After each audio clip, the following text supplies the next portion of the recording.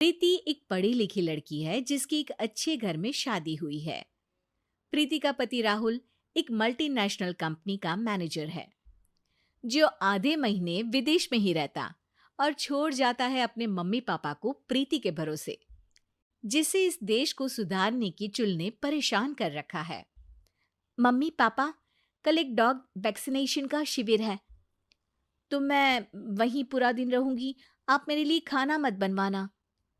अरे बेटा प्रीति, वो बाई तो काम छोड़कर परसों ही जा चुकी। एक नई बाई देखनी पड़ेगी। माँ, आप तो जानती ही हो ना कि मैं कितना बिजी रहती हूँ।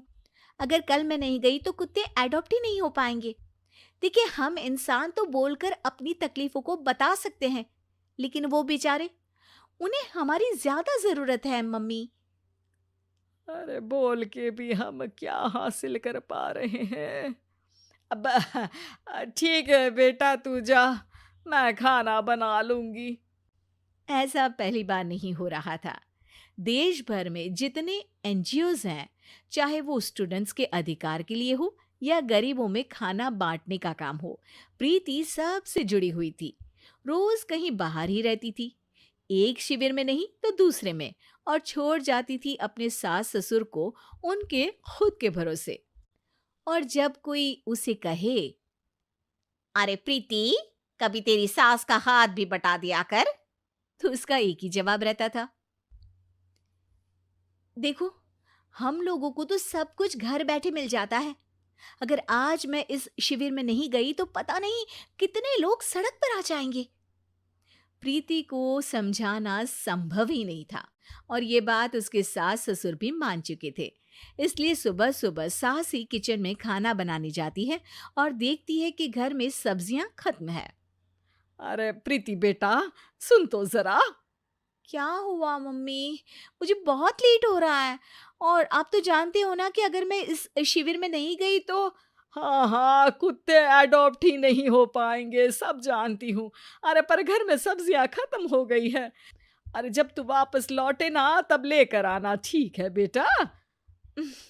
ठीक है मम्मी, अ, चलिए मैं चलती हूँ।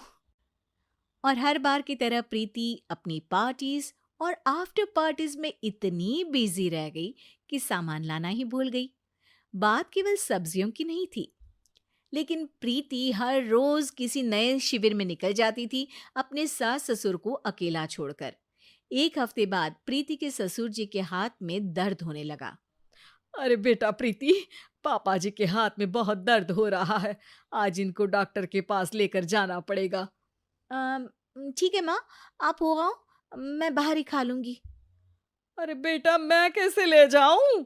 ये काम तो हमेशा राहुल ही करता था, और मुझे तो डर है कि कुछ ज्यादा बड़ी बीमारी ना हो जाए। उफ़ो! आज मुझे मेडिकल शिविर में जाना है। बेचारे बड़े बुजुर्ग जिनके अपने फैमिली वाले उनका ध्यान नहीं रखते, उनका पूरा मेडिकल चेकअप होगा। अगर मैं नहीं गई तो आप तो जानते ही हो, उनका चेकअप नहीं हो पाएगा। और हाँ बेटा, तू जा, मैं कुछ ना कुछ कर लूंगी। प्रीति के सास और ससुर दोनों ही काफी समय से प्रीति को समझाना चाह रहे थे कि उन्हें भी मदद की जरूरत है, लेकिन अब तो पानी सर के ऊपर जा चुका था। उधर प्रीति शिविर में पहुंचकर सबसे मिल रही थी। काफी भीड़ थी और प्रीति इंस्टाग्राम पर फोटोज अपडेट करे जा रही थी। तभी प्रीति की दोस्त रीना उसके पास दौड़ती हुई आती है। अरे प्रीति, जल्दी चल। अरे क्यों, क्या हुआ? अरे तू अभी सवाल मत पूछ और चल मेरे साथ। प्रीति रीना के साथ जाती है तो देखती है कि गरीब बुजुर्गों की लाइन में प्रीति के सास ससुर भी खड़े हैं। प्रीति को समझ में नहीं आता कि ये क्या चल रहा है। उसके ऑर्गेनाइजेशन में सबकी नजर उसके सास ससुर पर थी, और प्रीति को लगा कि बात उसकी इज्जत पर आ गई है। माँ, पापा जी, आप दोनों यहाँ क्या कर रहे हैं? आप तो जानते हो कि ये शिविर गरीबों की मदद करने के लिए बनी है, और आप इसका मजाक उड़ा रहे हैं इस तरह से लाइन में खड़े होकर।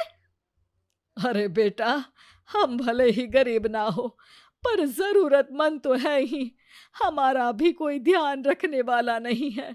मेरे पति के हाथ में दर्द है। मैंने सुना कि जरूरतमंद बुजुर्गों का यहाँ फ्री में इलाज हो रहा है, इसीलिए चले आए। अ, नहीं, मतलब मैं तो।